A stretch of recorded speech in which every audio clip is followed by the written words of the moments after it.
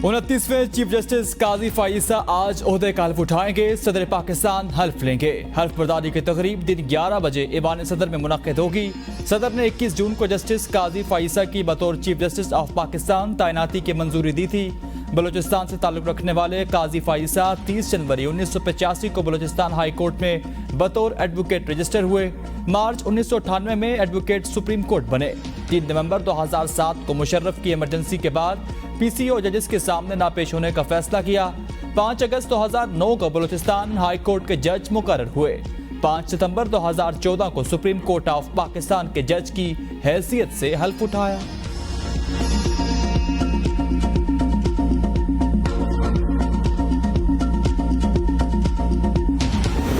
नवाज शरीफ के इलेक्शन में हिस्सा लेने में कानूनी रुकावट हायल नहीं। इसहाक डार ने कहा 62(1)(f) का कानून पार्लियामेंट पास कर चुकी, सदर मंजूरी दे चुके हैं। नवाज शरीफ, जहांगीर तरीन और दीगर अफराद इस कानून से मुस्तफीद हुए।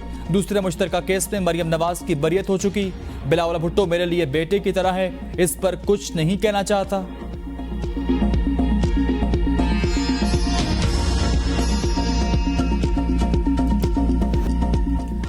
Tata bye bye, see you soon. Bhutto मर गया, भुट्टो जिंदा है। इलेक्शन से पहले नून लीग और पीपल्स पार्टी आमने सामने, इलेक्शन अपना अपना। पीपल्स पार्टी ने नून लीग का चैलेंज कबूल कर लिया। दोनों इत्तेहादी जमातों की एक दूसरे पर लफ्जी गोलाबारी। नून लीग का सिंध में इंतखाबी इत्तेहाद बनाकर पीपल्स पार्टी के खिलाफ मैदान सजाने का चैलेंज। पीपल्स पार्टी का पंजाब समेत दीगर सूबों में नून लीग के खिलाफ इत्तेहाद बनाने का भी फैसला। भुट्टो जिंदा के नारे के अलावा कभी वो ये नहीं बता सकेंगे कि हमने जनाब इस मुल्क के लिए मोटरवेज दी, हमने इस मुल्क की इलेक्ट्रिसिटी जो है वो उसको पूरा किया, हमने इस मुल्क से बेरोजगारी का खात्मा किया, हमने दहशतगर्दी। वो एक ही कहेंगे भुट्टो जिंदा है। अभी भुट्टो जिंदा नहीं है, खुदा के लिए भुट्टो मर चुका है। भुट्टो जिंदा नहीं, भुट्टो मर चुका है। हनीफ अब्बासी की पीपल्स पार्टी पर तनकीद। कहा इस जमात की कारकर्दगी हमेशा 0/0 रही। हमने कभी नहीं कहा पीपल्स पार्टी के साथ मिलकर इलेक्शन लड़ेंगे। हम कारकर्दगी की बात करेंगे। मुल्क में तरक्की की बुनियाद नवाज शरीफ हैं। शाजिया मर्री का शदीद रद्द-ए-अमल। कहा भुट्टो के खून के निशानात हनीफ अब्बासी अपनी पार्टी में देखें। हनीफ अब्बासी की गुफ्तगू बर्दाश्त नहीं करेंगे, ये हमारी रेड लाइन है। नवाज शरीफ को माइनस करने वाले खुद माइनस हो चुके। मेमार पाकिस्तान वेलकम बैक, साजिशियों गुड बाय। मरियम नवाज का खैबर पख्तूनख्वा में पार्टी के मुशावरती इजलास से खिताब। नवाज शरीफ का दिया तरक्की का सफर जारी रहता तो पाकिस्तान आज बहरानों का शिकार ना होता। आज बिजली, गैस और पेट्रोल महंगे ना करने पड़ते। नवाज शरीफ को माइनस करते करते पाकिस्तान की तरक्की माइनस हो गई। नवाज शरीफ वापस नहीं आ रहा, बल्कि पाकिस्तान की खुशहाली का दौर वापस आ रहा। 21 अक्टूबर ऐलान है कि आवाम की तकलीफ के दिन खत्म होने जा रहे। 21 अक्टूबर ऐलान है कि गरीबों के दुख दर्द का एहसास करने वाला नवाज शरीफ वापस आ रहा।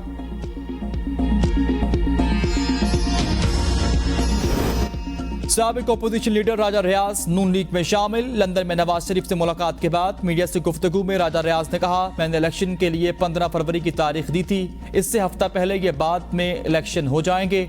नून लीग ने इंतखाबात से भागना होता तो नवाज शरीफ वतन वापस न जा रहे होते। नवाज शरीफ की वतन वापसी। कानूनी टीम ने नवाज शरीफ को पाकिस्तान वापसी के लिए क्लियरेंस दे दी। मुकदमात में कानूनी मसाइल के हवाले से कोई मुश्किलात दरपेश नहीं। नवाज शरीफ और इजलास के दीगर शुरका को ब्रीफिंग। नवाज शरीफ को वतन पहुंचने पर जेल जाए बगैर ही जमानत मिलने के इम्कानात। शहबाज शरीफ का फौरी वतन वापसी का फैसला। 18 सितंबर को पाकिस्तान पहुंचेंगे। 19 सितंबर को पार्टी इजलास तलब किया गया। मरियम नवाज भी अगले हफ्ते लंदन रवानगी के लिए तैयार।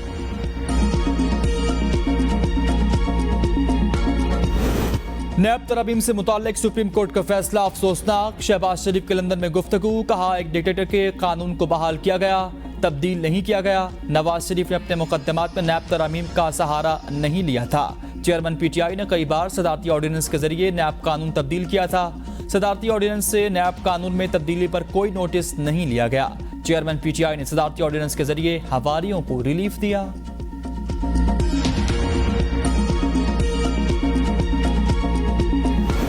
साद रफीक का बिलावल पर वार। कहा कोसने और ताने इलेक्शन स्टंट के सिवा कुछ नहीं। ताकतवर सियासी अशराफिया को खरीद कर एक सूबा कंट्रोल करना कौन सी अवामी सियासत है।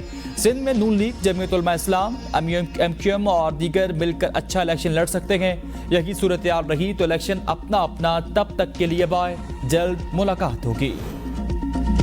पीपल्स पार्टी का नून लीग को करारा जवाब, अगर कोई अपने वोट को इज्जत दो के नजरिए से भागा तो हमारा क्या कसूर है। पीपल्स पार्टी के रहनुमाओं की प्रेस कॉन्फ्रेंस। नदीम अफजल चंद ने कहा, हम तो अपने नजरिए से नहीं भागे, हमें ना सैफुर रहमान वाला ना जावेद इकबाल वाला एहतसाब मंजूर है, ना हम जुडिशरी में जस्टिस कयूम या जस्टिस इफ्तिखार चौधरी के चाहते हैं और ना ही सियासत में ज़िया उल हक की बाकियात के ख्वाहिशमंद हैं। किसी जमात को इदारों के पीछे नहीं छुपना चाहिए।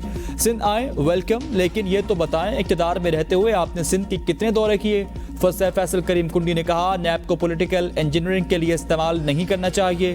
किसी को पार्टी में शामिल करने या निकालने के लिए नैब का इस्तेमाल गलत बात है।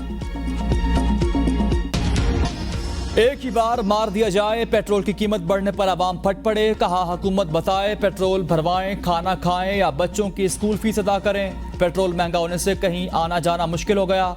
रात को सोए होते हैं तो हमारे ऊपर पेट्रोल बम गिरा देते हैं। हमें अब साइकिल या गधा गाड़ी में किसी का इंतखाब करना पड़ेगा।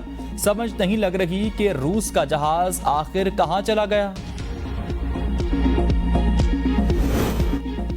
पेट्रोलियम मसनूआत की कीमतों में इजाफा, आवाम का सफर करना भी दुश्वार। पेट्रोलियम मसनूआत की कीमतों में इजाफे के बाद ट्रांसपोर्टर्स ने भी किराए बढ़ा दिए। लाहौर में किरायों में 15 से 20% तक का इजाफा।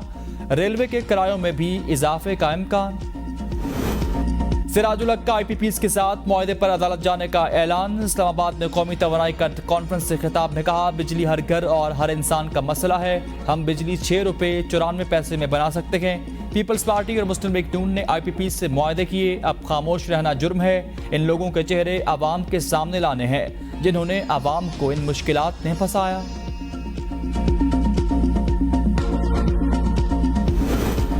पाकिस्तान तहरीक इंसाफ ने भी पेट्रोलियम मसनूआत की कीमतों में इजाफा मुस्तरद कर दिया। निगरान हुकूमत नाकाम मुआशी पॉलिसियों की कीमत आवाम से वसूल करने का जालिमाना सिलसिला तर्क करे। तर्जुमान PTI का मुतालबा। कहा, हालिया इजाफा मुल्क में खाना जंगी को हवा देने की सोची समझी साजिश है। पेट्रोलियम मसनूआत में इजाफा फौरी वापस लेकर भत्ताखोरी का हुकूमती सिलसिला बंद किया जाए।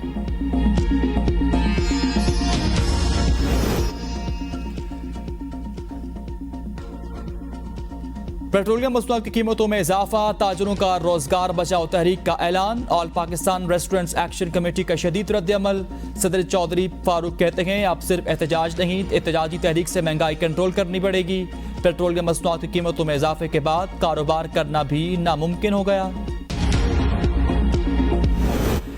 चीफ जस्टिस उमर अता बंदयाल की मुद्दत खत्म। सुप्रीम कोर्ट के स्टाफ से अलविदाई खिताब में आप दीदा हो गए। कहा, मेरी हालत अब डूबते सूरज जैसी है। आप लोगों का वक्त अभी बाकी है। आप सब अपनी भरपूर लगन से काम करें। आपके साथ बतौर सुप्रीम कोर्ट जज 9 साल बड़े अच्छे गुजरे।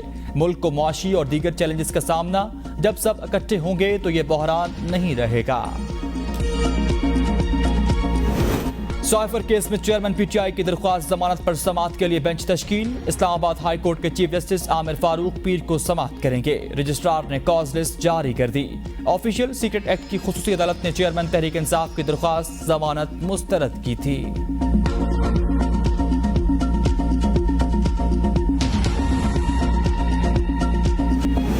कवानीन की खिलाफ वर्जी। पाकिस्तान में साबिक अमरीकी सफीर रिचर्ड ऑल्सन को 3 साल कैद और जुर्माने की सजा। ऑल्सन पर कतर हुकूमत के लिए लॉबिंग का इल्जाम। रिचर्ड ऑल्सन ने जाती मफादात हासिल करने के लिए ओहदे का गलत इस्तेमाल करने का एतराफ़ किया। ऑल्सन जेल नहीं जाएंगे, लेकिन इस अरसे तक वो प्रोबेशन ऑफिसर की निगरानी में रहेंगे। अमरीकी अखबार वाशिंगटन पोस्ट के मुताबिक इस्लामाबाद में क़याम के दौरान अमरीकी सफीर के कई खवातीन से नाजायज़ ताल्लुकात रहे।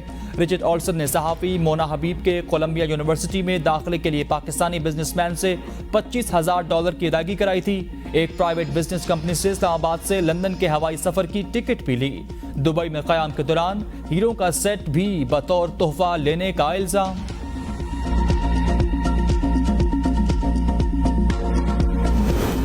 नैब तरमीम केस पर सुप्रीम कोर्ट का फैसला। नैब का अहम इजलास पीर को तलब। चेयरमैन नैब इजलास की सदारत करेंगे। नैब ने additional prosecutor general Akbar Tarar को कायम मुकाम प्रोसिक्यूटर जनरल तैनात कर दिया। प्रोसिक्यूटर जनरल नैब असगर हैदर के मुस्ताफी होने के बाद ये ओहदा खाली हुआ था। एमक्यूएम वफ्द के निगरान वज़ीर आला सिंध से मुलाकात। वफ्द का निगरान वज़ीर खजाना सिंध को हटाए जाने की इत्तलात पर तहफ़्फ़ुज़ात का इजहार। कहा, वज़ीर आला सिंध किसी भी ऐसे इक़दाम को रोके। हुकूमत सरकारी महकमों से करप्ट सिस्टम के खात्मे और आवाम को रिलीफ देने के लिए इक़दाम करे। मकबूल बाकर ने कहा, स्ट्रीट क्राइम्स, मंशियात और बेअमनी के खिलाफ पुलिस को वाज़ेह अहकाम दिए जाएँ।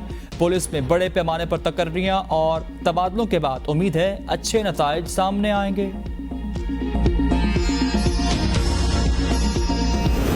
पंजाब के 750 पुलिस स्टेशन की इमारत को बेहतर बना रहे निगरान वज़ीर आला पंजाब सैयद मोहसिन नकवी की लिबर्टी लाहौर में पुलिस खिदमत मरकज पर आमद। पुलिस खिदमत मरकज में क्राइम से मुताल्लिक आवाम के मसाइल हल होंगे। पुलिस एहलकारों को हफ्तावार छुट्टी भी दी जाएगी। मुल्क भर में बिजली चोरों के खिलाफ ऑपरेशन जारी। रावलपिंडी, लाहौर, मुल्तान में बिजली चोर कानून की गिरफ्त में जब भारी जुर्माने आयद किए गए। आइस को रावलपिंडी रीजन में भी बिजली चोरों के खिलाफ कार्रवाइयां जारी। बिजली चोरों को भारी जुर्माने आयद किए गए। बिजली चोरी में मुलव्विस लेस्को एहलकारों के खिलाफ भी कार्रवाइयां। GOR सब डिवीजन के मीटर रीडर मुअत्तल।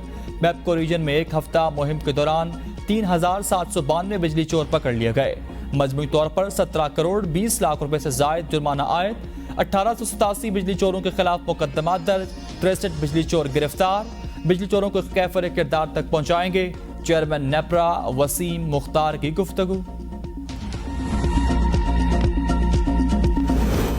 माह रबीउल अव्वल का चांद नजर नहीं आया। यकम रबीउल अव्वल पीर को होगी। 12 रबीउल अव्वल 29 सितंबर बरोज जुम्मातुल मुबारक होगी।